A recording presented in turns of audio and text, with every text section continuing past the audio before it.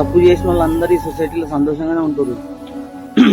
ఎవరైతే నిజాయితీ, నీతి, మంచి అని ముంగట్టుకొచ్చి ఉంటారో వాళ్ళు నష్టపోతారు, ఎందుకంటే వాళ్ళు చచ్చిపోతారు.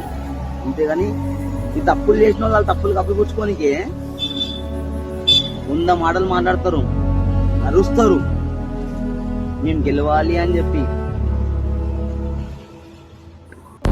నిజం మీద అబద్ధం ఎన్ని రోజులు గెలుస్తుంది?